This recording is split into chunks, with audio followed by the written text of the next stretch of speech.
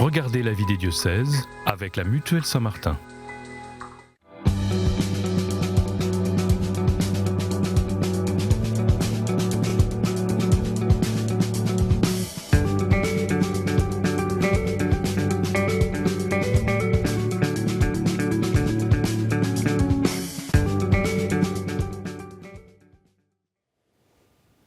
Bonjour à toutes et à tous, bienvenue sur KTO Télévision et KTO Radio pour la vie des diocèses où nous partons chaque semaine à la découverte d'un territoire, d'un diocèse et de son évêque. Et aujourd'hui, nous allons au cœur de la France, en Corrèze, dans le diocèse de Tulle.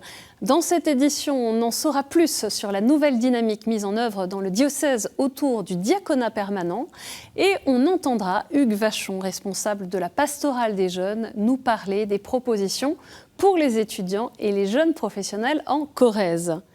La Corrèze, c'est une terre rurale au cœur de la France. Ce département de la région Nouvelle-Aquitaine se situe au nord-ouest du Massif central et aux portes du Grand Sud-Ouest.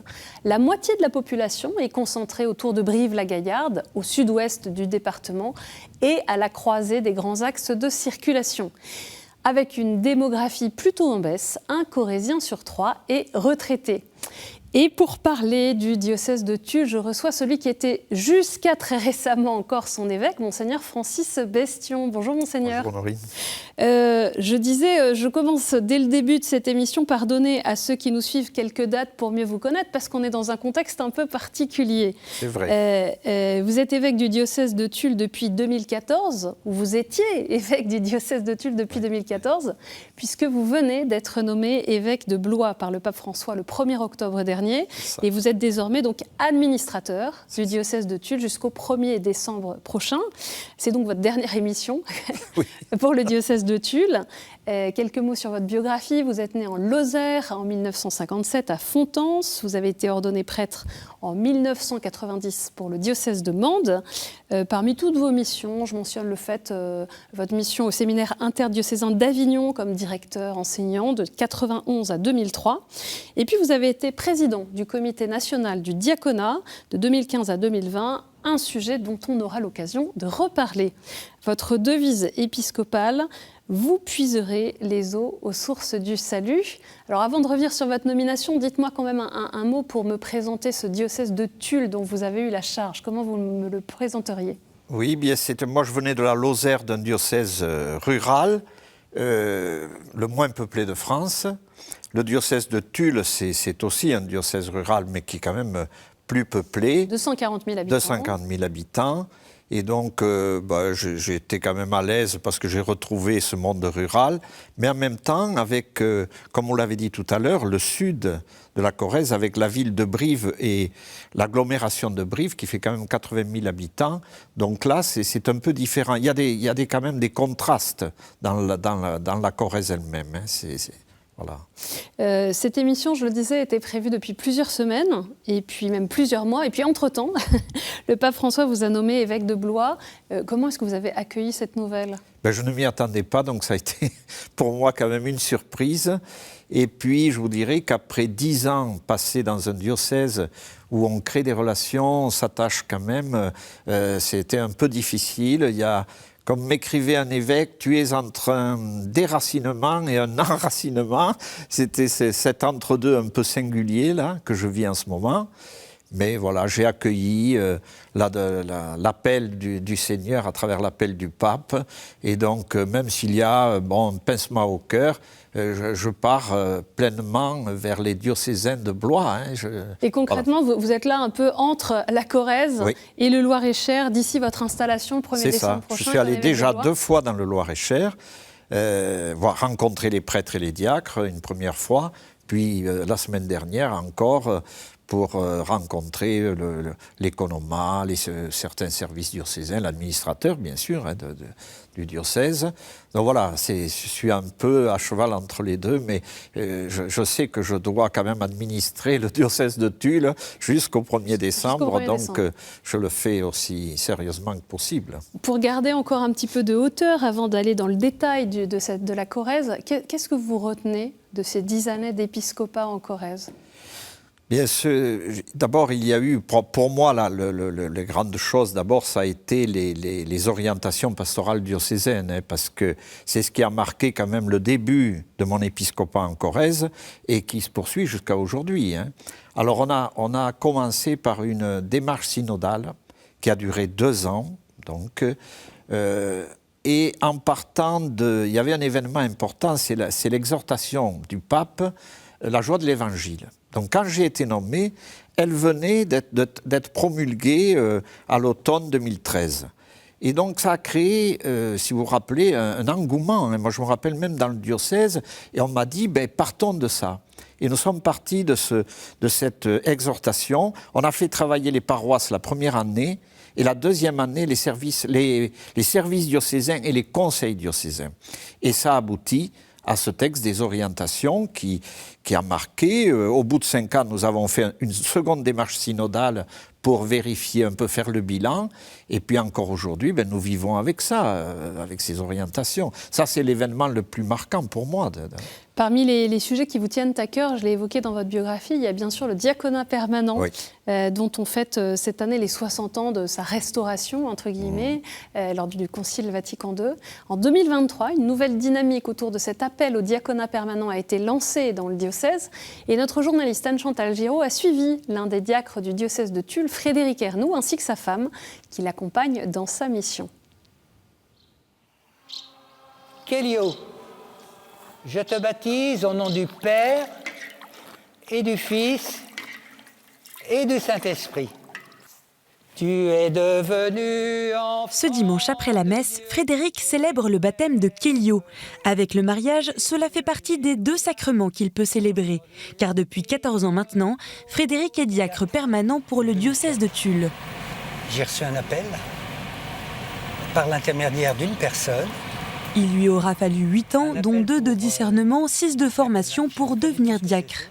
Ça m'a permis de découvrir que le diaconat, c'était le Christ serviteur, c'était se mettre au service des autres, au service de la charité. Et puis finalement, ça m'allait bien, ça me rendait heureux. Il y a environ 2 ans, l'appel au diaconat permanent a été relancé dans le diocèse. C'est donc Régis Cellier, prêtre de la communauté Saint-Martin, qui en est le délégué. L'évêque m'a demandé de passer partout dans le diocèse et de réveiller un peu la pastorale des vocations au diaconat. Parce que c'est un ministère qui, on pourrait le dire pour tous les autres d'ailleurs, mais c'est quand même particulièrement vrai pour lui et pour les évêques, fonctionne quand même beaucoup plus directement par interpellation. L'objectif, redonner son importance et sa particularité au ministère de diacre. La tentation caricaturale mais fréquente, c'est de dire c'est un super laïc ou c'est un moindre curé. Et il va se substituer à ce qu'on n'a pas, c'est-à-dire des curés. C'est pas du tout cela la vocation du diaconat. Là où il y a beaucoup de laïcs investis en mission ecclésiale, bien là le diacre va être ordonné, ce qui est quand même différent, parce qu'il pose un signe prophétique d'une église servante et qui, posé par eux, stimule tous les autres dans leur service.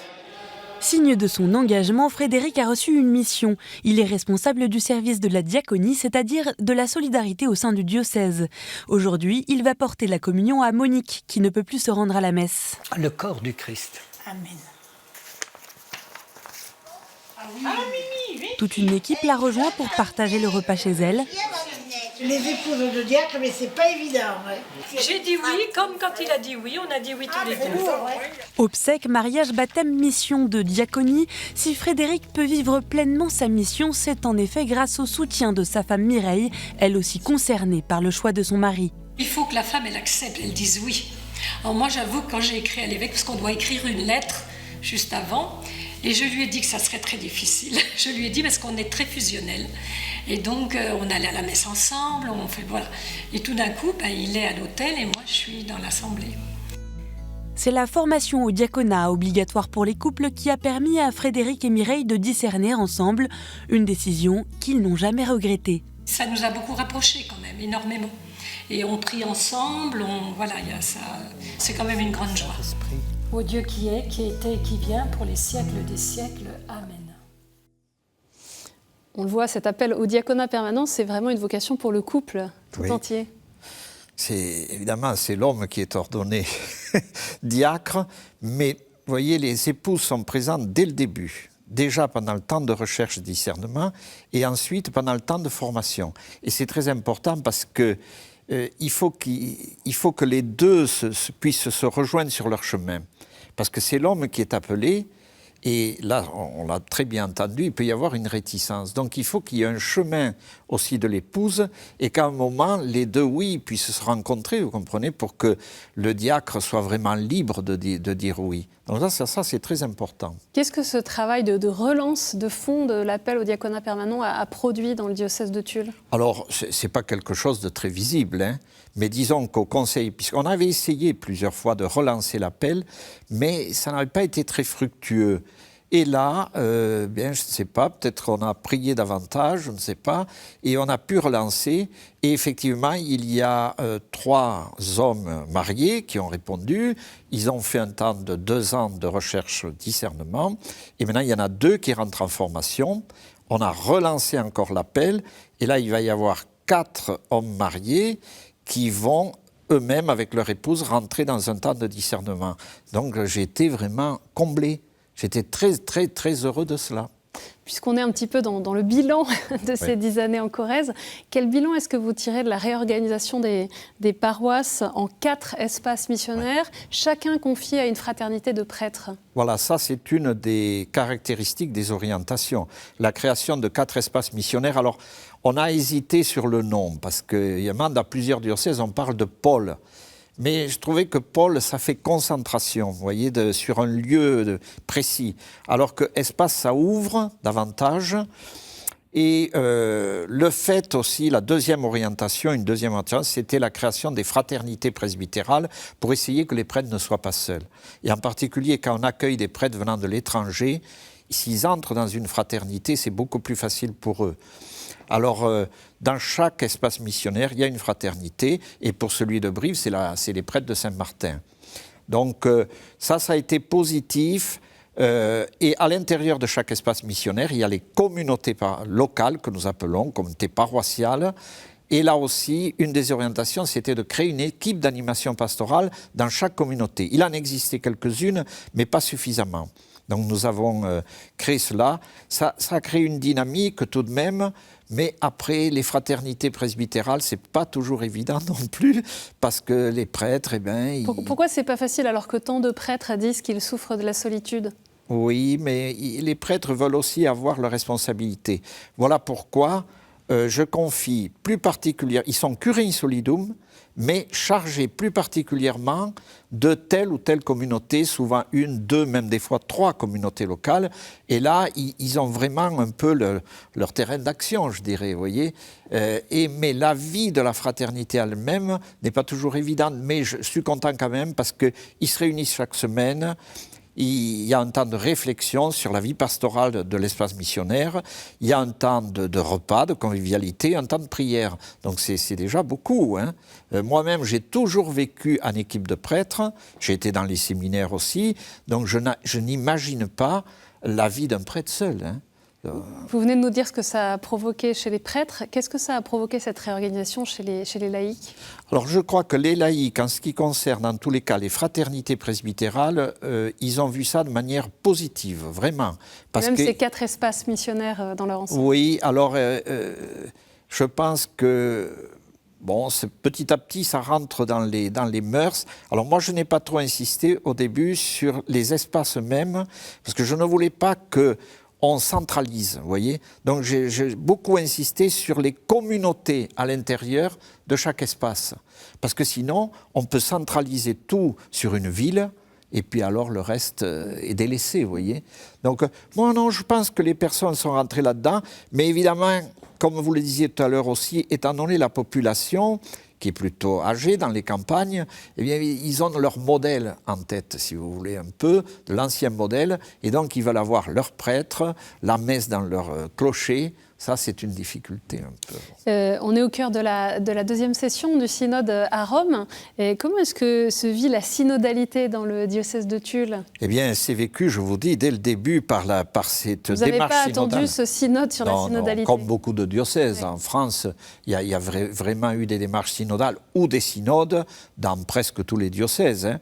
Et je vous dis, nous avons refait une démarche encore synodale, donc 5 ans après, pour vérifier un peu, faire le point sur les orientations.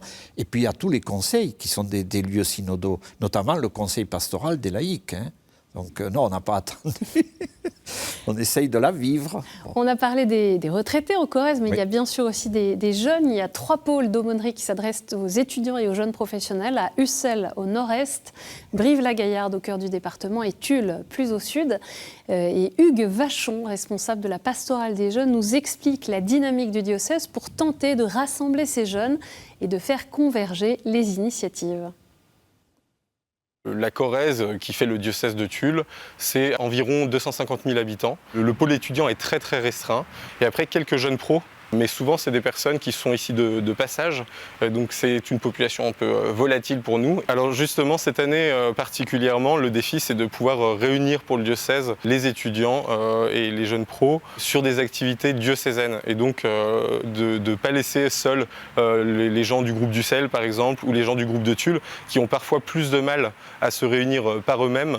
Donc nous, cette année, on va essayer de proposer 3 rendez-vous sur l'année. Une rencontre à Thésée en novembre, la rencontre au Forum des Jeunes à Paray-Monial cet hiver, et en fin d'année, un canoë et prière qu'on lancera alors, pour le coup ici dans notre région. Et le but sera d'aller à la rencontre des personnes qui nous entourent, de faire des activités communes. Je pense que ça donnera une dynamique autre, puisque si on fait par petits groupes, bah forcément quand on rencontre toujours les mêmes personnes et tout ça, peut-être qu'on est aussi assez vite lassé. Et puis il y a des activités qui sont bonnes à prendre aussi un peu de partout. Il y a pas mal de choses qui se sont montées par exemple du côté d'Ussel. Donc Ussel qui est un point peut-être, on va dire, moins important pour notre diocèse en termes de population, finalement nous montre aussi de belles initiatives. Et donc ça nous permet aussi de rejoindre ces initiatives. Pour nous, le but c'est d'engendrer aussi une dynamique, et pour nos paroisses, pour nos églises, que les jeunes se mettent vraiment au service de l'église de Corrèze, voilà, et qu'ils aient envie d'y rester. On le voit dans le département, qu'il y a ces initiatives pour rassembler les jeunes. C'est un des enjeux dans le rural. Hein. Oui. Vous voyez, quand je suis arrivé, ces groupes de jeunes pros d'étudiants, ils n'existaient pas. Et petit à petit, ils sont créés d'abord à Brive, je crois, avec l'arrivée de la communauté Saint-Martin, ensuite à Tulle et à Ussel, et même il y avait un embryon à Objat. Donc ça, je suis très content. C'est modeste, mais c'est quand même un défi d'avoir pu créer ces groupes de jeunes pros ou étudiants. Hein. Alors, comme l'a dit Hugues Vachon, c'est vrai que certains sont de passage. Hein, et donc, mais ça ne fait rien. D'autres arrivent aussi et ça permet une certaine dynamique. Et le fait que jusqu'ici, ils étaient seuls dans leur espace missionnaire, là, de créer des activités communes, c'est pour ça que j'ai proposé aussi le pèlerinage à Rome. Au mois de février, qu'un pèlerinage provincial, j'ai dit je souhaiterais quand même qu'il y ait un groupe de jeunes à partir de la terminale et au-delà qui puissent aller en pèlerinage à Rome. Je crois qu'ils sont à une vingtaine pour le moment, donc je suis très heureux. Mais même si je ne le verrai pas. Il y a un peu moins de 5000 élèves dans l'enseignement catholique en Corrèze. Quels sont les besoins spécifiques de l'enseignement catholique dans le diocèse de Tulle ? L'enseignement catholique, là aussi, il est modeste. Alors le gros des troupes, je vais dire, c'est Brive. Hein. Mais il y a aussi Ussel au nord, et puis Argentat, qui est un bel ensemble scolaire. Il y a 5 ensembles scolaires au total en Corrèze. Oui, Argentat, vous voyez, c'est quand même reculé un peu. Eh bien, ils arrivent à faire vivre leur établissement primaire, collège, lycée, en innovant, en créant. Et j'admire beaucoup ça parce que le nombre d'élèves se maintient alors qu'ils sont en pleine campagne. Hein. Donc il y a des internes, dès le primaire il y a des internes. Et puis il y a Ussel, il y a Tulle, une école primaire, et puis le reste c'est Brive. Mais c'est un défi parce que, notamment l'immobilier, vous savez, il faut trouver les finances. Hein. Donc c'est un véritable défi de maintenir un enseignement catholique, surtout dans le nord de la Corrèze, vous voyez, c'est très difficile, mais je les encourage beaucoup. Je suis très proche de l'enseignement catholique. Avec Monseigneur Bozo, nous travaillons ensemble avec le diocèse de Limoges. Et donc, c'est une grâce, parce que vous savez, on dit des fois, il faut aller vers les jeunes. Oui, mais il faut les trouver. Là, nous les avons. dans nos écoles, nous les avons et nous pouvons donc leur proposer quelque chose.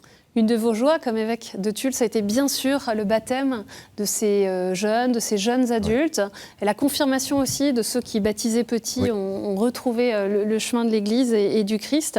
Comment est-ce qu'on accompagne ces nouveaux croyants ? Alors ça aussi, c'est le défi. Il y a l'accompagnement, bien sûr, dès qu'ils font la demande, donc sur 2 ans à peu près, bon.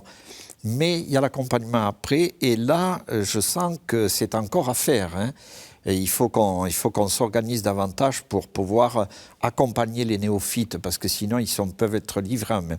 Mais ce que je constate, c'est que depuis 3 ou 4 ans, les catéchumènes adultes se sont rajeunis, et que surtout, une fois reçus les sacrements de l'initiation chrétienne, ils s'engagent dans l'Église. Plusieurs, vraiment, j'ai plusieurs là, noms en tête, ce que je remarquais un peu moins avant. Donc ce rajeunissement et puis cet engagement dans l'Église, parce qu'ils ont été bien préparés et, on leur a fait rencontrer les communautés. Ils se sont insérés dans une communauté. Vraiment faire partie d'une communauté. Faire partie d'une communauté, et ensuite ils peuvent continuer, prendre des responsabilités. Donc ça, c'est positif, vraiment. On va passer aux questions de terrain, mais juste avant, un mot peut-être. Vous m'avez dit l'importance qu'avait eu pour vous, dans vos visites pastorales, la visite des EHPAD. Votre soin, votre présence auprès des personnes les plus âgées du diocèse. Oui, il y a, je ne sais pas, une 50aine d'EHPAD en Corrèze. Et j'ai toujours eu ceci, peut-être parce que j'avais mes parents aussi qui étaient âgés. Donc, ces personnes qui ne peuvent pas sortir, et finalement, par définition, donc je me disais, c'est l'évêque qui doit aller vers elles. Et c'est une joie, chaque fois que je vais dans un EHPAD, de voir ces personnes, certaines qui sont là souriantes, de voir que quelqu'un vient les visiter, l'évêque vient les visiter. Et dans certains, j'ai fait au moins 3 ou 4 visites, des fois dans un même EHPAD, d'autres une seule fois. J'ai été bloqué beaucoup par le Covid, la période du Covid, mais j'ai vraiment essayé d'aller toujours dans les EHPAD, et je ferai cela aussi à Blois. C'est un moment pour moi de grande joie pour l'évêque et pour les personnes qui sont là, cette rencontre. Je vous propose maintenant de passer aux questions de terrain, Monseigneur Bestion.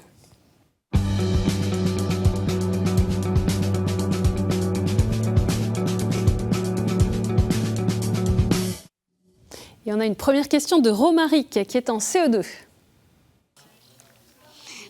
Bonjour Monseigneur, comment est-ce que vous êtes devenu évêque ? Oui, tu sais, c'est le nonce, le représentant du pape en France qui nous appelle et qui nous dit, voilà, le pape vous a nommé évêque de Tulle.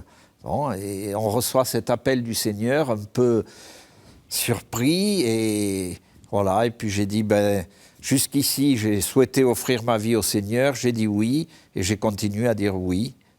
Voilà, c'est comme ça que ça se passe. Une autre question de François, qui est père de famille, qui se prépare au baptême et qui a une question à vous poser sur les prêtres. Pourquoi ne pas fidéliser les prêtres à leur paroisse, dans le sens où je vois dont Nicolas a activement participé à me mettre sur les rails, à m'aider dans ma démarche. C'est vrai que j'aurais apprécié qu'il puisse être là pour me suivre et puis pour être présent à mon baptême. Et donc le voir partir aujourd'hui, ça fait un déchirement. Je pense qu'aussi il était attaché peut-être aussi à la paroisse. Et donc voilà, ma question c'est pourquoi ne pas fidéliser les prêtres ?